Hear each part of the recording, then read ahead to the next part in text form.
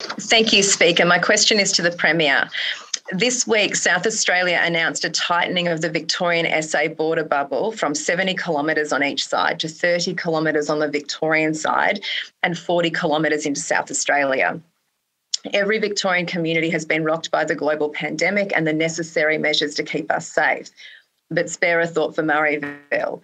In addition to the Victorian restrictions, this small, isolated farming community has had to battle hard border lockdowns by the SA government, which at various times have limited their access to basic services like food, fuel and healthcare.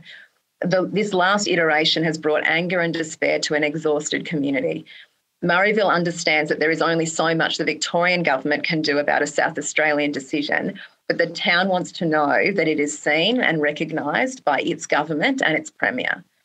What, if any, words do you have for the people of Murrayville at this time? Premier. Well, I thank the member for Mildura for her question, and my message to the community of Murrayville and all regional communities, particularly those who share borders with other states, these last 2 years have been incredibly difficult. But we have 70% double dose within sight. It's just a matter of weeks away. If we all go and play our part, get vaccinated, keep following these rules, and acknowledging that the rules are different in a place like Murrayville as they are in, say, Mulgrave, where I live, regional Victoria are enjoying more freedoms than what metropolitan Melbourne are at the moment. But at the same time, it is particularly complex when some services, some of the staples of life, whether it be fuel and food and healthcare, education, all sorts of basics, are in fact not within your local community. They're within a neighbouring community, and that community happens to be in a different state. I grew up not far from the New South Wales border, and I know and understand how challenging that can be. So as a border community, I say to Murrayville, we will stand with you.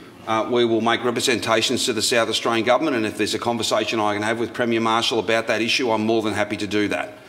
So that he fully, I can't, as you acknowledge in your question, Member for Mildura, I can't necessarily change the decisions of another government, but I can make sure that Premier Marshall, as has been our practice throughout the pandemic, he understands fully what the consequences of his decisions are and vice versa. So I'm more than happy to reach out and have my, if not personally, then have my department speak with his, just so that they know and understand exactly what the ramifications and the implications of their decisions are, not just on their side of the border, but indeed on ours.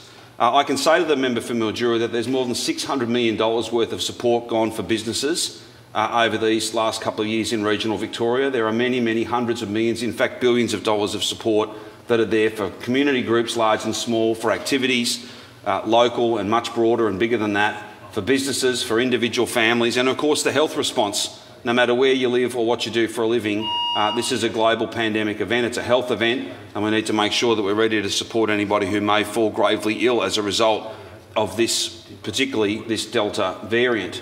So my message is one of support. It's one of thanks to that community for all that they have given and all the contribution that they have made.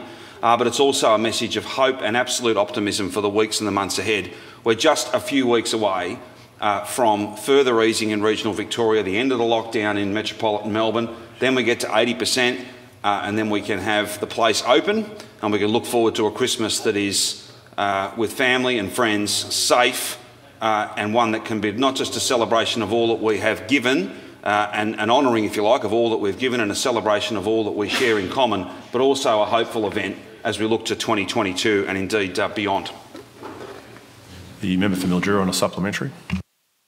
Thank you, Speaker. One of the most challenging aspects of the border rules has been the lack of access to fuel for Murrayville.